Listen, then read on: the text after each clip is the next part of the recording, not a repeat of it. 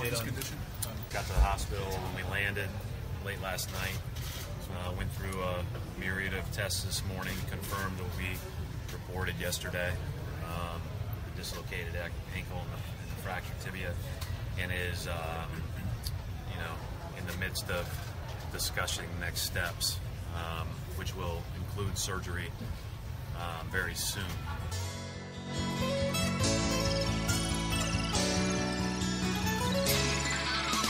That was Brad Stevens, what seems like so long ago now.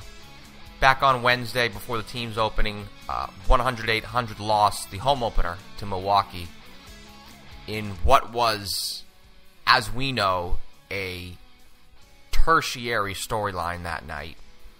And still this Sunday, it is episode number 233 of Celtics Beat, presented by Bombfell and Harry's Razors. Harry's will give you a free trial shave set for free when you sign up at harrys.com/Celtics. That deal is some semblance of good news to start this broadcast off. Larry H. Russell, we will bring CLNS Media's very own Evan Valenti here in a bit. We will talk basketball, right? One would expect that out of this broadcast. Pretty hard. It might have become a little bit easier after the Celts picked up a very good win, I thought, down in Philadelphia Friday night. And more exciting young play from the two young guys. Again, very exciting. That's the only adjective. But, ... Yes, I am a little bit flustered here. First off, very impressed at those who have... It is a testament for your love of basketball, your love of the Celtics. I confess as a Celts fan, as one who has a serious emotional attachment to this team. I'm showing a weakness. I still am recovering from Tuesday. I am fully aware that anything north of 48 hours in the digital realm quantifies as ancient history in this sphere, let alone now anything that happened almost a week ago.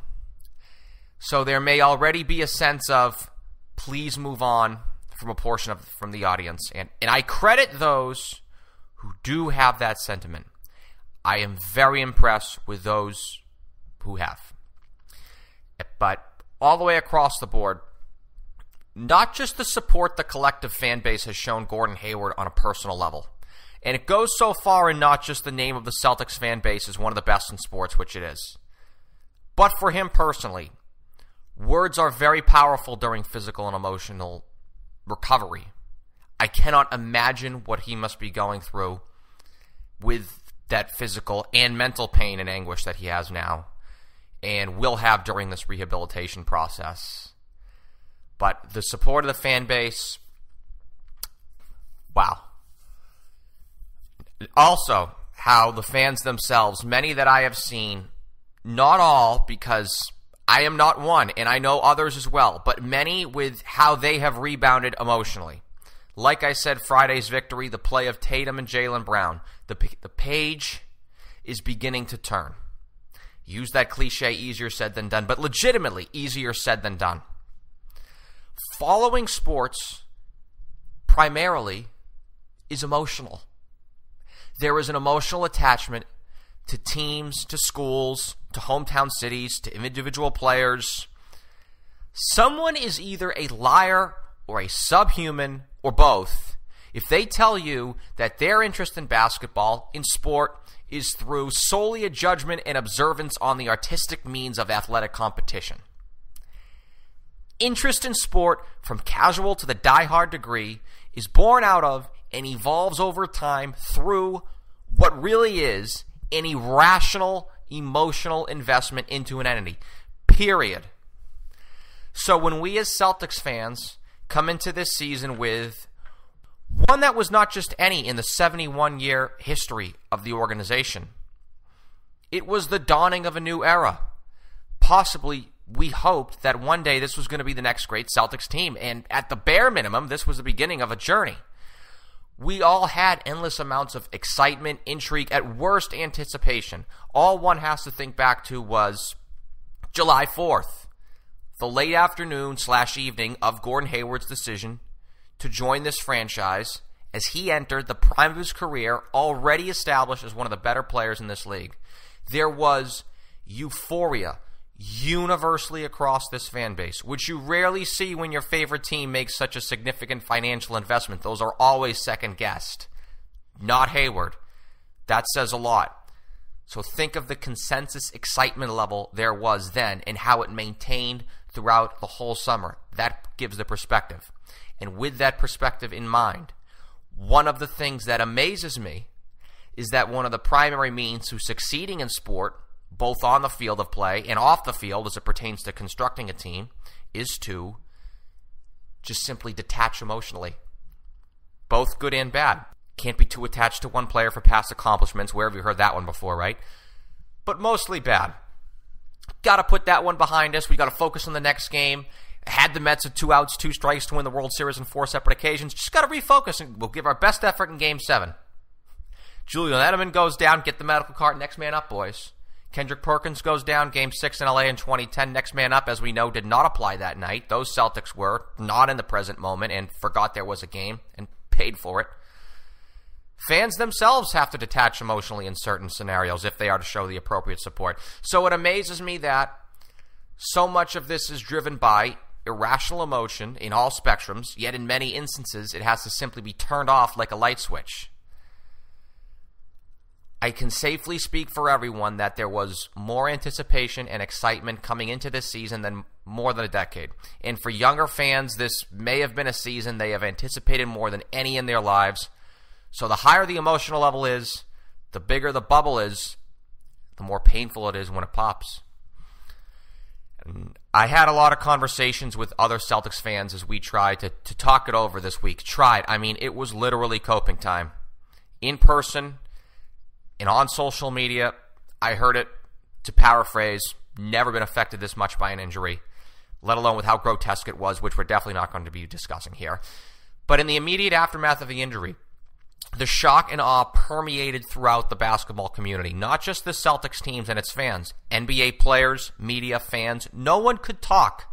No one could talk basketball. Everyone just gave their emotional reactions. No one could discuss its implications in the immediate. Well, for the Boston, the key guy is going to be these offensive sets that they had for him. There was very little of that. We were all, and some of us still are, at that time, we were all in a trance. The ramifications for the Celtics franchise right now, we're still at a point where many of us don't want to go there. I speak for myself, and I was led on to this when I was reading James Hollis's great featured piece on B-Ball Breakdown, that this ordeal, if we can call it that, this whole ordeal was like a Shakespearean tragedy to serve as yet another reminder that as humans, we are still slaves to circumstance. Through no fault of anyone, we can do all the right things, and the forces of life you can't control. Life isn't fair, and it's never going to be that way. And when we can cope with that, the anxieties fade, because you forget about anxieties and the unfortunate occurrences when you then stay and appreciate the present moment, the eternal now that we live in. The Celtics are back, and that can somewhat supersede the most horrifying of transpirings. On the court, there's 79 games left.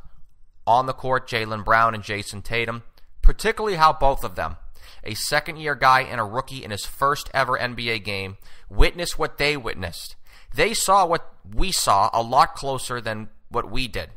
And then they responded with the game they did against the Eastern Conference champions, and then both of them playing as they did throughout this entire week. Off the court, the fans. Worldwide. This is a worldwide community with a vast global fan base. Reports are that Celts tickets for the game in London in January sold out in 15 minutes on Friday this past week. To those that are, we should be very fortunate to be Celtics fans, that we can be a part of a very vibrant global fan base, even if the digital realm is your only means in participating in that. it is still impossible, as I have experienced, not to draw from the positivity of others who we share these common interests with, and that they have about what the season can and will still bring. It all goes back to the mantra of not just staying, but appreciating the moment. So much of the future is predicated upon fortune, to which none of us can or ever will control. So, we'll make a good hard attempt at the eternal now. Today is Sunday, October 22nd, 2017. This is Celtics Beat on CLNS Media, and I am Larry H. Russell. Episode number 233 of Celtics Beat with Evan Valenti of CLNS Media is brought to you by Harry's. Harry's is all about a great shave at a fair price, which is why over 3 million guys have switched to Harry's. I am one of those 3 million. I've never had a smoother, more comfortable shave. Their blades are of the highest quality I've ever seen, and most importantly, I'm not getting fleeced by corporate America, and neither should you.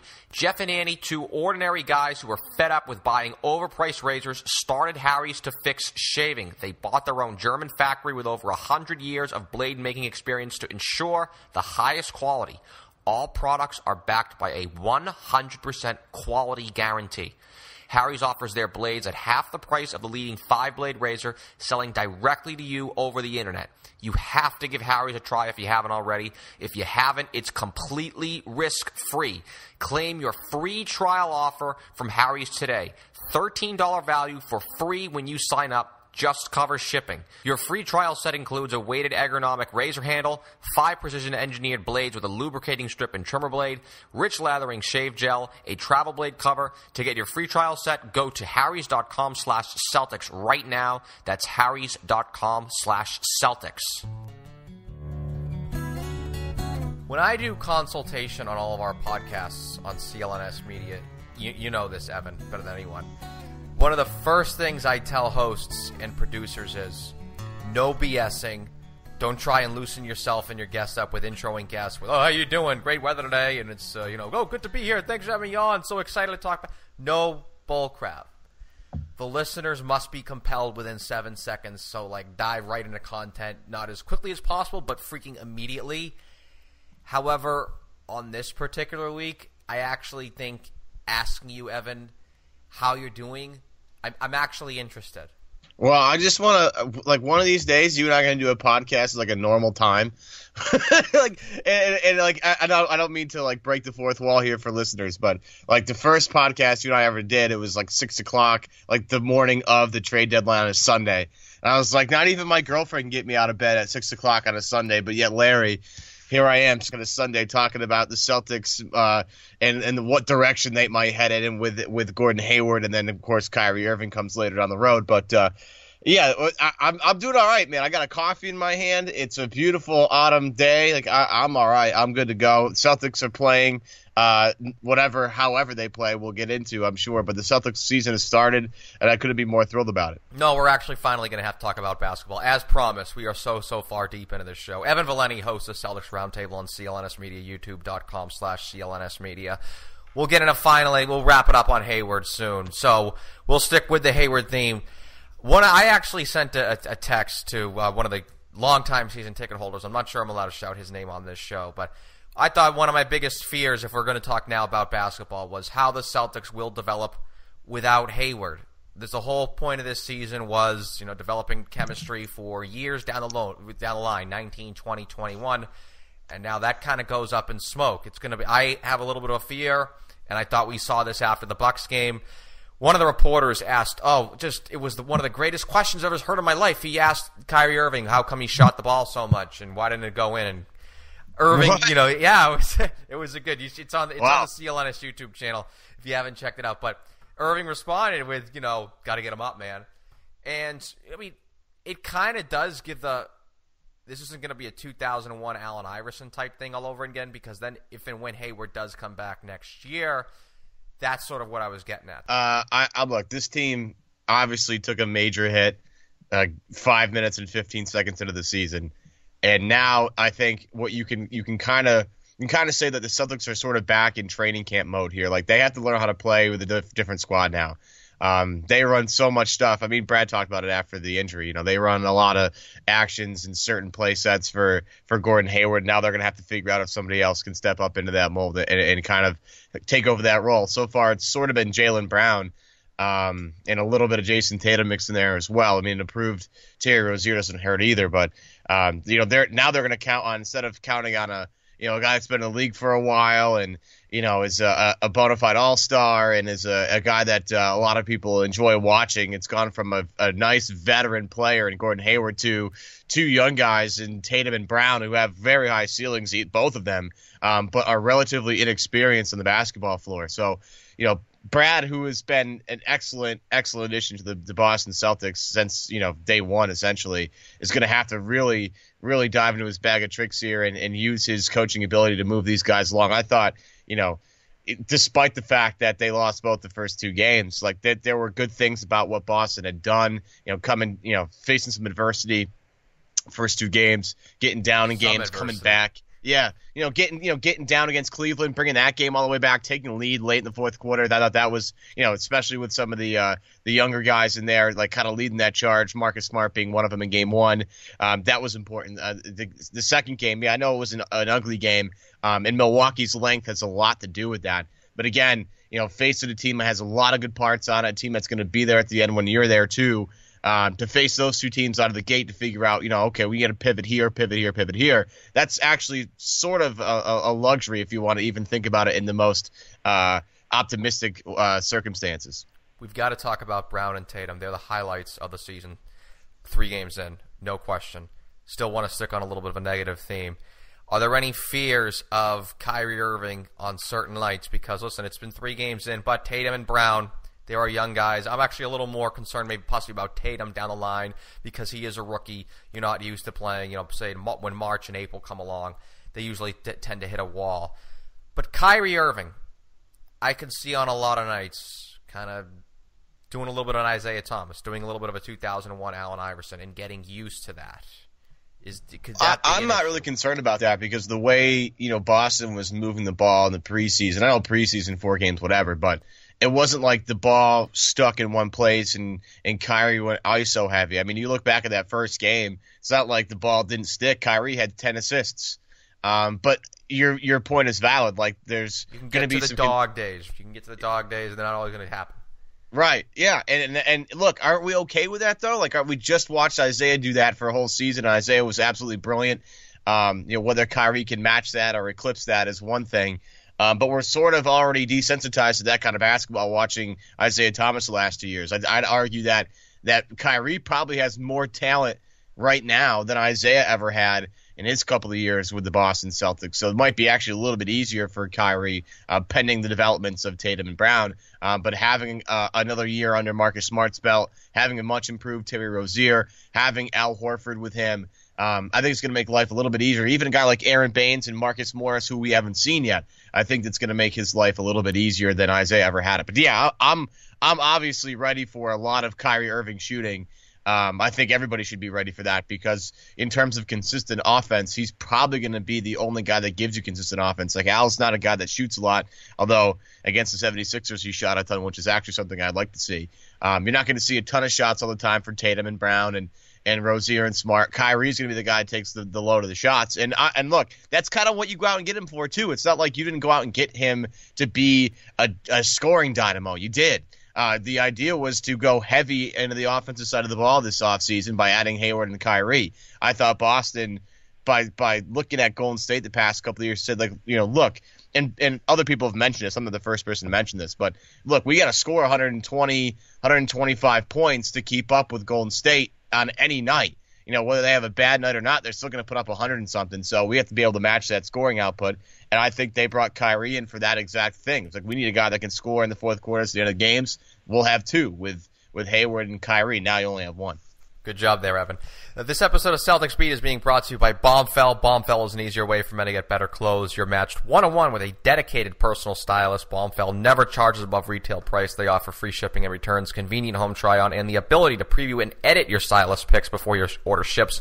As a loyal listener to Celtics Beat, you're entitled to $25 off your first order for custom-made clothes at bombfell.com/CelticsBeat, BOMBFELL.com/CelticsBeat. You know, you keep throwing Jaylen Brown at me. I talked about how I thought the big thing for him is going to be he's got to make that corner three. It's going to open up the entire offense now, especially too with Hayward. We go back to that, but he is incredible at finishing at the rim. I mean, the leap that he made there over the offseason. I mean, that was a skill that we thought he had. Now he's far. I don't want to call him this. I didn't want to make any superlatives. Let's just simply say he is exceptional at it. I'm very fortunate that people have short memories on what I have said about Jaylen Brown some 15 months ago. But wow, my goodness, did I whiff on him. The thing about Jaylen is he's so by far and away the most athletic guy on the team. Like not to discount anything that Terry Rozier does, because Rozier for a guy his size is super athletic. But for Brown, I mean, look at last season. Towards the end of the season, he was shooting 40% from those corner three spots. But the one really fun thing about Jaylen Brown's game, the first couple of games we've seen, is his just relentless attack on the rim. Now, does he finish all the time? No. Is his handle tight enough to get there at will? Yeah, but he was terrible at it last year, and you kept he was. Remember how often he would get fouled at the rim and he would just never convert, and now it's just, I mean, he has made a leap there. Well, you've seen, you know, it's part of the what happens when a guy gets stronger. I mean, he's still needs to get stronger, this guy. I mean, that's the crazy thing about Jaylen. He's 20 years old. He looks like a man-child, and yet he's still going to get stronger on both the offensive and defensive end. I think it's going to help him a lot, especially defensively. But you can just a lot of the people, and we've had guys on our podcast, Celtics Roundtable, and you know, Vidcast, Evan. Yeah, well, Vidcast. We've had Cole Zwicker on a couple of times, and who does a great job covering both college and NBA stuff. And we've talked about Jaylen Brown with a couple of people, and Jaylen Brown's sort of like a polarizing player.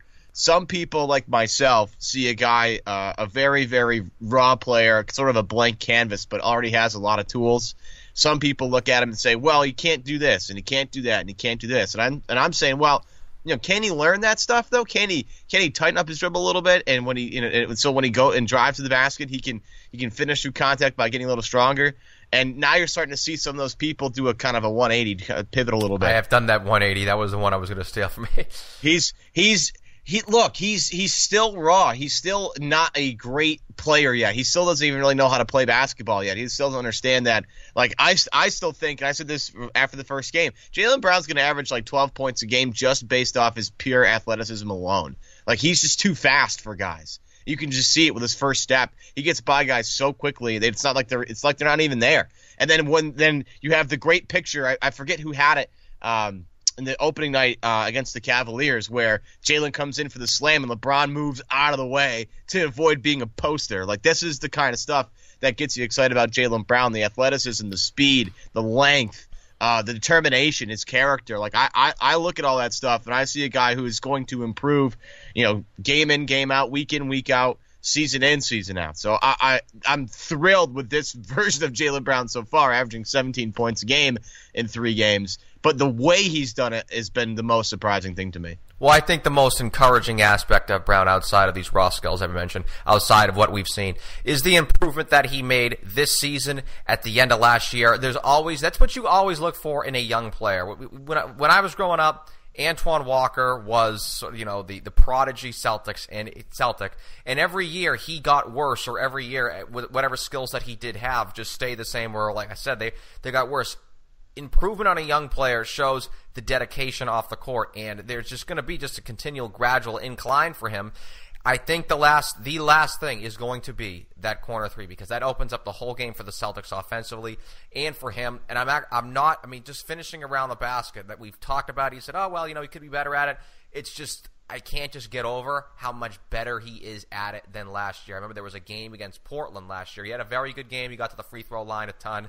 But there were so many times where he would get fouled. And it's like, dude, you got to finish that. It's an anecdotal reference and a game reference that just sort of summed up his whole season. But last year was horrendous in December. Horrendous. Found a way to crack into the rotation by the playoffs. Now he's a legitimate starter.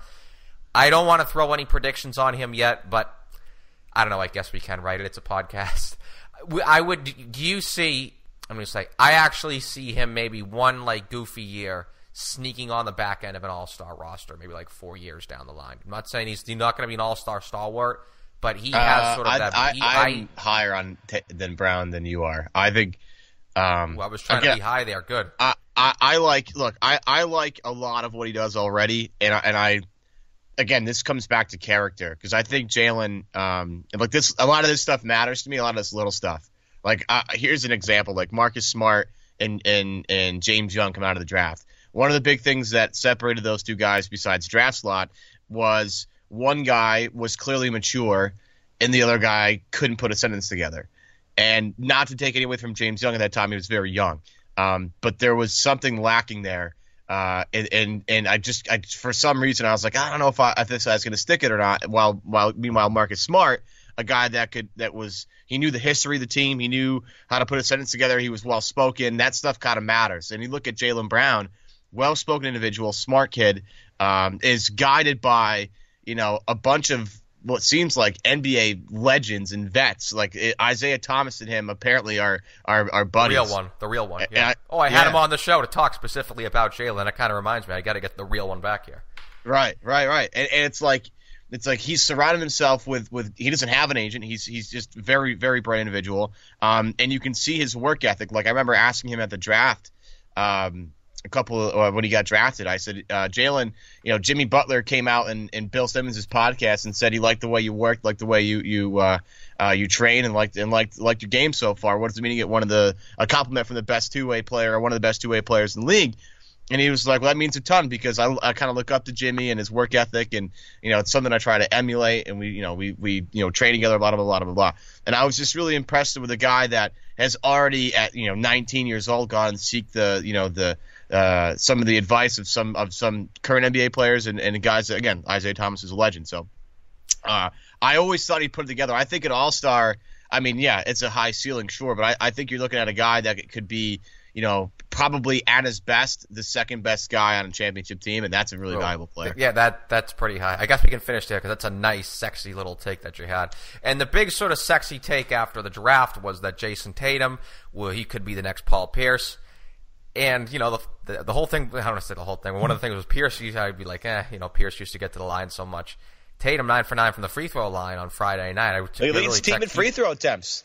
Takes about 6 a game, which is awesome. For the last 10 years, the Celtics have been the worst team at getting at the free throw line, or one of the worst, or something like that. Feels like it. They don't have a guy. Ever since the young Pierce, they had never had a guy who could do it. And look at the last year's numbers. The only guy that got to the line last year was Isaiah Thomas. Nobody else could get to the free throw line. That was their problem. At it. It's been that way forever. But yeah. And now they have several guys that can do it. I mean, Kyrie's going to draw a lot of fouls, and it looks like Tatum's going to be there too. And Jaylen Brown, if he continues to attack the rim, he's going to drop a lot of fouls too. But Rozier too. The one thing about Tatum, I mean, we could start anywhere. But the one thing about Tatum that really impresses me is the defensive side of the ball. I mean, and Brad talked about it really early on, either in the regular season or even the preseason, that Jaylen defensively was further along than anybody thought he would be. Not Jaylen, Jayson.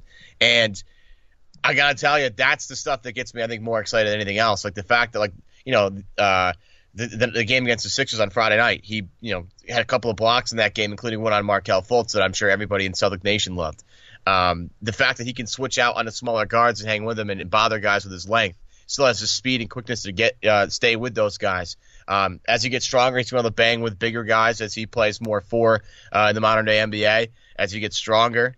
But man, out of the gate, he's as polished as you could expect. Like, it's not going to be like Lonzo Ball, where Lonzo goes, and I don't mean to drag Lonzo Ball into this thing, only because he took 29 points the other night and 27 shots or whatever. He's not going to take 27 shots in a game. It's never, ever, ever going to happen. The benefits of developing on a good team. Right. So you're never going to get that kind of night from him, but you're going to get steady improvements along the way. And to just watch him be this NBA ready right now makes me think Danny had it right all along. Don't forget, we're giving away tickets to the Celtics game against the Sacramento Kings on November 1st Entry is as easy as can be. Simply enter by subscribing to Celtics Beat on iTunes and writing Celtics Beat a rating and a review. Subscribe, rate, and write a review for Celtics Beat on iTunes to enter into a free drawing to win a pair of tickets to see the Celtics take on the Sacramento Kings on November 1st. I thought that really jumped out was the Bucks game. Biggest concern going into the year, right? Lack of cohesion, and that's just not because these guys hate each other or anything. It's a brand new team. 4 guys from last year's team that are back together, and 3 of them were guys who weren't even in the top 5 in minutes played. Only Al Horford was that guy. I think Smart was 5. Excuse me. Okay, so but either way, you sort of get my drift there. And the Bucks game that really jumped out was that it's like I think Alan Ayers. I got to really shout him because I already had earlier in the show. I mean, he's like the thought leader on Facebook for Celtics Nation. He says it's not a learning curve; it is like a 90-degree angle, right? And that was the big thing of the Bucks game. Yeah, I agree with that. And look, it's going to be a bumpy road for a while. Like I thought going into the season they'd be a little crisper than people expected right from the jump, and then the Hayward injury happens and that whole theory goes out the window. But what's funny is like even in that Bucks game, you can still look at things and say like, well, these guys haven't played too much together, and especially in these lineups, and yet they're hanging with a team in Milwaukee that's going to be one of the top tier teams in the Eastern Conference. Like it's hard to shut down Giannis, but I thought they did a good job on the other guys. Monroe always kills the Celtics, and I still don't understand it. He's been killing my favorite teams. I know they just don't have the personnel with him. He's got a back-to-basket game. He's been killing my favorite teams ever since he was in Georgetown and I was at Syracuse. Yeah. He used to be the ultimate zone buster, Greg Monroe. He used to kill me. I look, this team is not going to be, they're going to have a lot of bumps and bruises from here on out. And it's not like they're not going to play a lot of good teams. The problem with the Celtics is they play a lot of good teams early on here, including Milwaukee twice. They still have a game against the Spurs coming up. They still have a game against Oklahoma City coming up, right? A bunch of tough games right out of the jump. That are going to be really, really hard for them. But again, that's just valuable playing time for the young guys. And to bring it back to Tatum, what better way to come into the NBA than to go from playing LeBron James one night to playing Giannis the next night to having a young matchup the night after that, then coming back and playing a Knicks team, then playing again a Spurs team down the road. Like baptism by fire. And I think that's a fantastic way for a guy like Jayson Tatum, who's been talked about as a guy that learns very quickly. I think you had Jeff Goodman of ESPN on who lauded that one of those part of that of Tatum's game when they were originally thinking about Tatum at that spot. This is a guy that can learn quick. I think Bobby Manning had a great article on Celtics blog about how the guys at Duke, the staff at Duke, would show him something and he would pick it up like almost immediately. You didn't have to tell him too many times to do something. He was adept and very good at whatever they wanted him to do, translating that to the floor almost immediately. So that's. Again, if you want to take a silver lining out of the Hayward injury, Tatum might be the brightest one. Believe it or not, there's an abstract silver lining that you can take out of the Hayward injury. I thought you sort of alluded to it without having the intent. Is that maybe this goes back to sort of the chemistry that this team needed to develop with Hayward anyways. Maybe it could serve as some sort of galvanizing catalyst. I hate to even suggest that, but nonetheless, I think that there is that possibility there. I didn't want to really have a way to wrap it up, but I'll wrap it up sort of on this note. Two changes. What were your changes? How about this? Give me your starting 5 now the rest of the year, or roughly in predictions. I think it's the way you kind of. So you get Smart in there, basically. Oh yeah. So I don't know if I want to have Smart in there. Neither do I. They're too small, I think, with Smart. I mean, the easy way to do this is the 4: Kyrie, Jaylen, Jayson, and Al Horford. And that other spot, I mean, depending on what Morris looks like when he comes back, we all know Baines can play. But the problem with Baines is he racks up fouls too early, which is fine. He's starting the game. He's not finishing. Yeah, right. And he was awesome against Philadelphia Friday. We never talked about him, but he throws his weight around. I love the fact that he's not afraid to throw his body around. Yeah, that's why Greg Monroe didn't play as well as he normally did against the Celtics. They actually finally had a body for Monroe, but yeah. I enjoyed that. I really did. So we'll see what happens when Morris comes back. I think for me, the starting lineup never really matters that much. It's always the crunch time 5, and I think the Celtics have a very obvious crunch time 5 with Kyrie, Marcus, Jayson, Jaylen, and Horford. I think that's going to be your five that you're going to roll with at the end of games. And, pending, maybe Terry Rozier's having a hot shooting night, or maybe Marcus Morris gives them more rebounding or whatever. But I think the switchability defensively is what they value most. I think the fact that they have three guys, pending what we see with Tatum, that can switch like 2 through 4 and not worry about, matchup problems. Like, because we know Marcus can body 4s, and what seems so far is, Tatum can hang with 2s. If that's going to be the case, then that's going to be their crunch time lineup, because that gives them the most versatility on the defensive side of the floor. And offensively, they can space the floor pretty well with that kind of lineup if Marcus Smart's 3-point shot is real. And the more guys you have on the floor at the end of the game that can space the floor and do things with the basketball, put it on the deck and move it, that's going to be for the best. I mean, Golden State's best lineup is their most skilled lineup, not in terms of size, just in terms of basketball IQ and things they can do one-on-one, off-ball, on-ball, all that stuff. So I think, with having a guy like Marcus who can initiate the offense, or Kyrie or Al Horford, gives them the most versatility. Who starts doesn't matter to me. It's who finishes, and that's probably the easiest way to figure out the best unit for the Celtics is who finishes games. Concretely, how did your outlook of the season change pre and post Hayward injury? So basically, win predictions where they finish pre-injury and then post. I thought Boston. I mean, you can call me a homer all you want. I don't really care. I thought Boston would have the best record in the Eastern Conference, and I didn't think it was even really a debate, because I don't think that Cleveland team's going to really want to play LeBron all 82 games. So I thought Boston, with their ability to get out of the gate really well, and I thought they would come out really easily, like come out hot. They'd play really well. Then they would start by December really humming. Then they would add some things. I thought Point Gordon Hayward was the thing they'd add after the All-Star break and start ticking around with that. That would have been fun. And then in the playoffs, they're kind of ready to rock and roll. I thought they would win 55-ish games. I just thought this is the most skilled team they've had since the Paul Pierce, KG, Ray Allen years. I thought just the versatility, switchability, the different guys that can create for themselves. I just thought it was a really, really well put together basketball team. This is depressing. It is. That's why. Oh no, my God! I mean, we were doing a really good job. It was so too, depressing. Deliberately changing like the whole tone of this podcast. How it started, slowly transitioning with you in there. Then all of a sudden we had to go there. I think they're a 4 seed now. Because it's tough. It's tough. And it's not like the Eastern Conference is really great, so it's not like it's going to take a lot to be the 4 seed. But I thought they were clearly, a regular season team that was capable of winning a lot of games. Now it's much different. I mean, who knows? Like who knows what's exactly going to happen this season with the way some of these young guys develop? I mean, you never know. But I think they're like, mid to lower 40s now, just because it's going to be such a steep learning curve. Like you said, a 90-degree angle. It's going to be a sharp cliff here. But they still have a lot of talent, and that's the one thing that I think. And they still have Brad Stevens as their head coach, who I think is one of the top 5 head coaches in the league. So yeah, and I've yet to really dive into the actual repercussions for the franchise for this injury, because you still can think of worst case scenario as it sort of pertains with Gordon Hayward and that type of injury. I'm not going to lie, I'm just not ready to do it, and I'm not even going to let you do it as well. So I'm signing you out right here. Well, actually, sort of. You're hosting this show next week, so you throw it. Yeah, there you go. Tell me what you're giving me. Good. I'm pretty pumped up about it. I'm not going to reveal who we're going to have on the show, because that's just obviously that's not a good idea, but we can tease a little bit. Yeah, it'll be fun next week.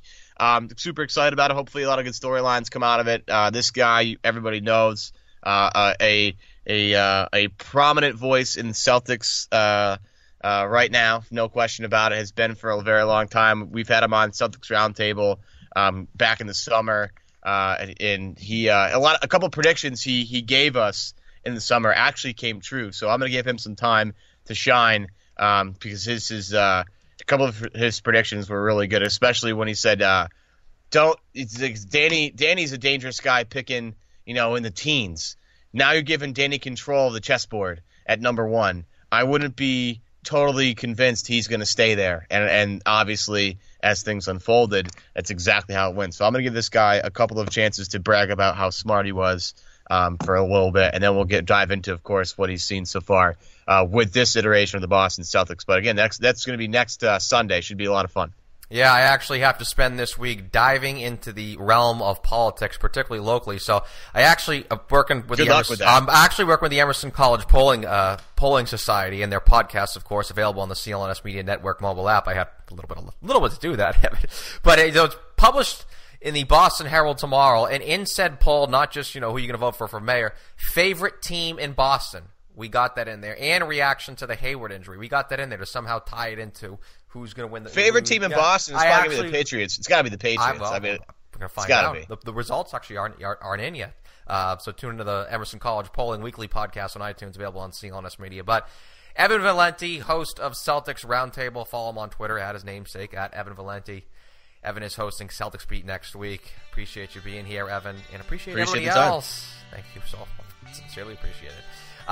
And everybody else, thank you. This was episode number 233, which was presented by Harry's Razors and Bombfell.com. Go to bombfell.com/CelticsBeat for $25 off your first order for custom-made clothes. That's BOMBFELL.com/CelticsBeat. Music was provided by Chuck Dietz and Steph Legrateau. For graphic designer Scott Dillon, CLNS CEO Nick Gelso, this is Larry H. Russell, the executive producer and host, signing off for Celtics Beat, the #1 Celtics podcast on the web, powered by CLNS Media.